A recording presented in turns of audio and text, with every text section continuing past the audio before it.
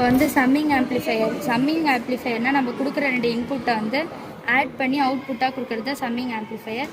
இங்கே ஐசி என்ன use பண்ணியிருக்கோன்னா IC 741 use பண்ணியிருக்கோம்.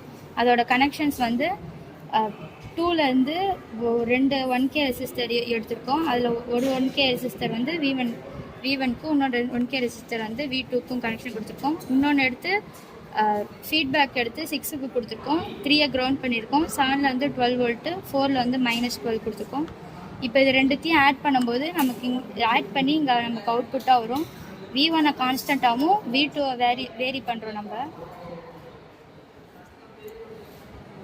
இப்போ V1 வந்து 5 வோல்ட் வச்சுருக்கோம். இப்போ 0 இங்கே இருக்கும்போது இங்கே 5 வோல்ட் இருக்குது. V2 வந்து நான் வந்து 2 வைக்கிறேன். V2ல் 2 வைக்கும்போது இங்கே 7 வந்துடுச்சு அவுட்புட். இது வந்து இங்கே வந்து 7 வருது.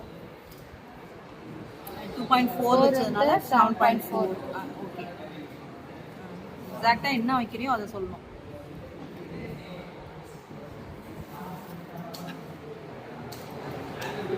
இப்போ 4 வச்சதுனால அங்கே 4, இங்கே வந்து 9. இப்போ திருப்பி வேரி பண்ணும்போது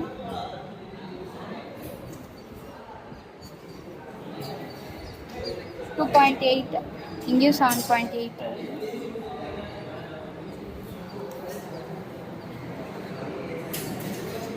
இங்கே வந்து 3.5 வச்சுருக்கேன், இங்கே 8.5 வந்து.